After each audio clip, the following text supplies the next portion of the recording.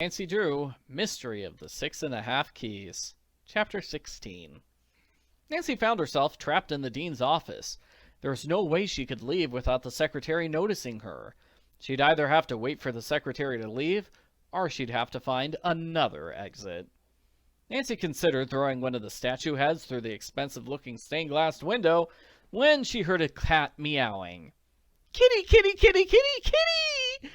Nancy cried, clapping her hands together. The cat sounded like it was on the other side of the wall. Nancy looked for a way to reach the cat when she saw a tile puzzle built into the wall behind the desk. "Oh, geez," Nancy said. "It's Yumi's bento boxes all over again."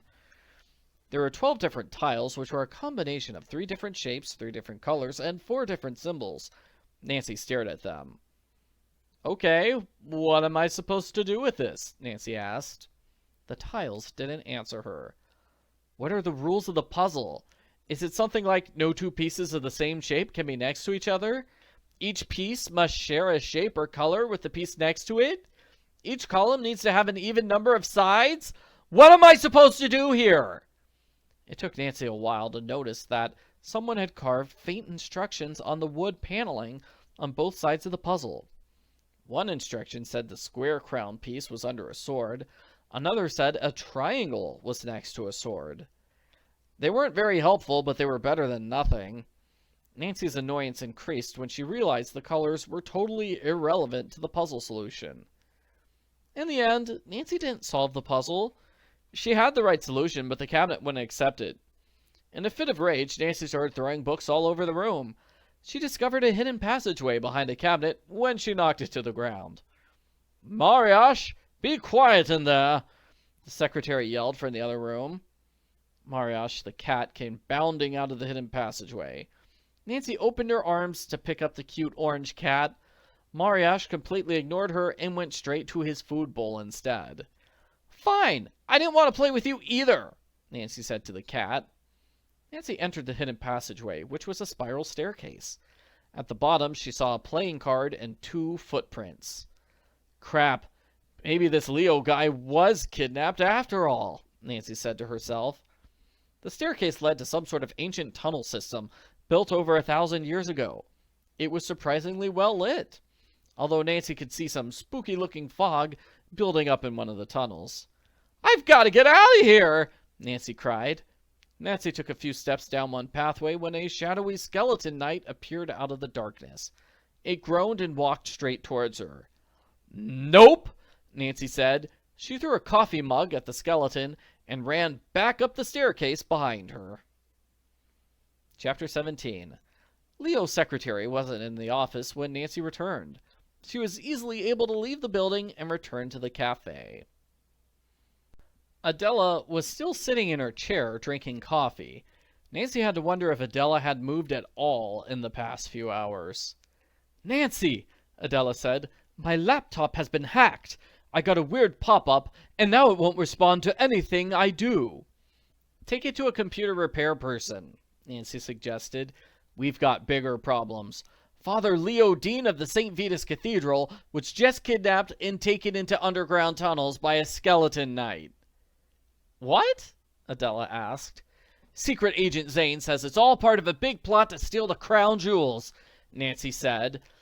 "Unless Leo was kidnapped for a completely different reason, like, plot twist, he owed money to the owner of a Halloween costume store.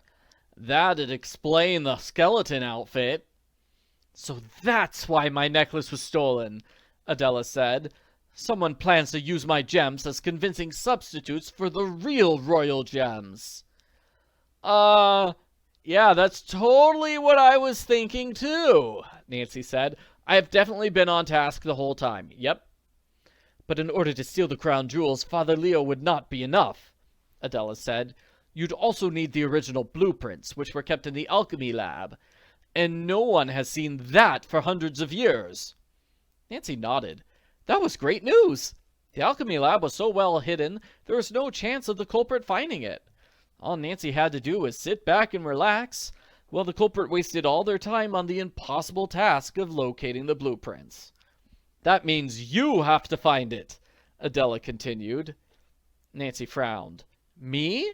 As in, Me?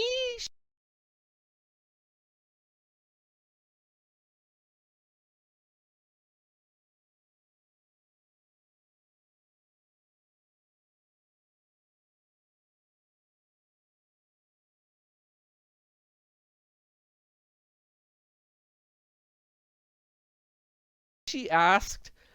You just said it's been lost for hundreds of years.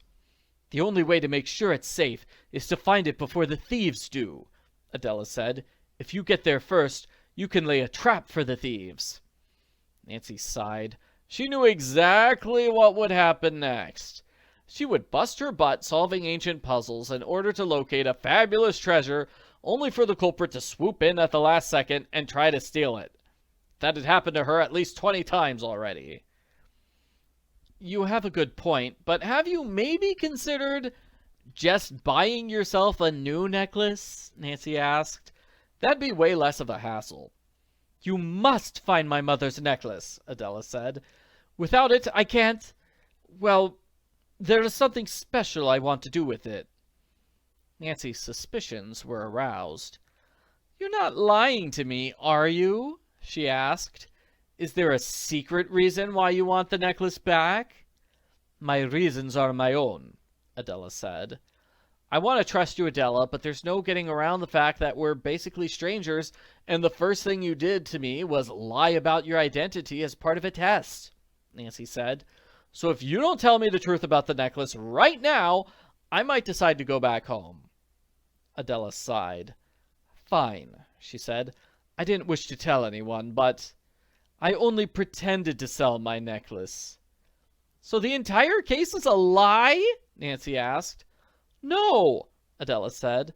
The truth is, I put my necklace on the market because I was looking for its original owner. My grandmother says she got it from a noble family, in exchange for providing food and shelter during the war. And that means there are tons of new motives and possible culprits for me to investigate, Nancy said. Thanks a lot. Why didn't you tell me this sooner? It does not matter, Adela said. Forget my necklace. Concentrate on protecting the crown jewels. They are far more important. Adela was the one paying for Nancy's trip back home, so Nancy was forced to agree. Chapter 18. Nancy knew she didn't have a lot of time. She and the culprit were in a race to see who could find the alchemist's lab first. The only problem was that she had no idea where to start. Hey, Patricia, if you wanted to hide an ancient alchemy lab, where would you put it? Nancy asked. The only secret place I know is the hidden underground tunnels, Patricia said. Yeah, but there's a murdering skeleton knight down there, and I'd rather not deal with him again, Nancy said. Then perhaps check the museum. I understand Oskar has an artifact that was recently excavated from the tunnels, Patricia said. Yeah, it was excavated in like 3 seconds. That excavated quickly. I remember seeing that earlier, Nancy said. Guess that means I'd better take a closer look at it. Thanks, Patricia. You're a lifesaver. How do you know all this important information? I serve coffee, Patricia said. You overhear a lot of things when you serve coffee. Nancy smiled until she remembered that Oscar's artifact had a puzzle lock which was more confusing than the super long narration at the start of Lord of the Rings, which tried to explain 100 pages of backstory. Yeah, I didn't understand anything during the intro of Lord of the Rings. I need to find 4 symbols in order to open the artifact, Nancy said. There must be a clue somewhere. There was a clue. The glass poem in Vladena's door. Nancy hadn't noticed it because it was see-through. It didn't help that the poem was posted high on the wall in a bright spot. Nancy returned to the museum. Hey, Oskar the Grouch, Nancy said. Have you given any thought to dating Vladena? The angry woman who works next door, Oskar asked. The one who always complains that I should be fired. Yeah, that's the one, Nancy said. I think she has a crush on you. I highly doubt that, Oskar said. She's hated me ever since I offered to buy her store and convert it into a museum gift shop. Don't sell yourself short, Nancy said. I'm sure she loves you even more than King Leozold loved lecturing the scribe on crowns. Or something like that. I wasn't paying attention during Radek's play. Anyway, I'm here to open your artifact. Oskar scoffed. You cannot even begin to understand the history behind this device. Nancy ignored Oskar as he launched into a lecture on Rudolph II's royal court. She picked up the artifact and made her best guesses about the picture combination. Clearly, the correct solution had the skeleton holding a cage, because that was too creepy to be made up as a false option. The Ouroboros had to be another correct symbol, because Nancy had gone through all the trouble of memorizing Ouroboros in Blackmore Manor, and she wanted another excuse to use that word. Nancy had no idea about the other symbols. Maybe the royal orb, because it looked cool? She looked around for inspiration when she saw a suit of armor in the corner by the stairs. "What the heck is that?" Nancy yelled, pointing. "That is our display on the night of Dalibor," Oskar said stuffily. "You would know that if you bothered to read the plaque." "Display nothing," Nancy said. "That's the guy who tried to kill me in the tunnels." "The tunnels are closed off to the public," Oskar said. "You cannot possibly have gone in there." "Who are you going to chase now, you jerk?" Nancy yelled. She ran to the suit of armor and started punching it repeatedly. "Stop that! Don't touch the displays!" Oskar cried. "Not until the culprit confesses," Nancy said. Her hand started to hurt, so she began hitting the suit with the artifact. "Why won't you talk?" Oskar tackled Nancy from behind, and the entire suit of armor fell to the ground in pieces. "Oh, I get it," Nancy said. "It was just the costume, not the culprit." "You are a menace, Miss Drew," Oskar yelled. "I've heard that before," Nancy said. Then she noticed something on the ground, among all the metal. "What's this?" "Get out of my museum," Oskar yelled. "You are hereby banned for life." "I don't know what hereby means," Nancy complained. "It means you can never, ever return to the museum," Oskar said. "And don't even think about sneaking back in during the unguarded nighttime tours." All right, Nancy said, figuring she could always sneak in through the door by Leo's office if she ever needed. "I can tell when I'm not wanted, but you probably want to—" "Get out!" Oskar yelled again. I'm going, Nancy said angrily. She stood up and marched out of the museum with as much dignity as she could muster, which in this case means she only bumped into 2 displays by accident. Oskar slammed the door and locked the door behind her. "I guess he doesn't want to know what I found," Nancy said. She pulled out the important items that she had scooped into her purse. They were a trio of gems, which had fallen out of the artifact after she used it as a hammer. There were also some old papers, which had been hidden inside the suit of armor. A closer inspection revealed that they were blueprints for keys. "Oh, sweet, I found a bunch of important items, and the culprit can't use that night disguise again," Nancy said. "Better yet, there's no gift shop, so the culprit can't buy a second disguise. Best detective ever!" Here's an alternate ending. Nancy tried every possible combination until she got it right. The artifact popped open, revealing 3 jewels. "Oh, sweet, I'm the best detective ever," Nancy said. "You opened the artifact," Oskar said. "But how? You're a total amateur with no knowledge of Prague's history." "Yeah, but I'm really good at puzzles," Nancy said. "I've been working as a museum director for decades," Oskar said.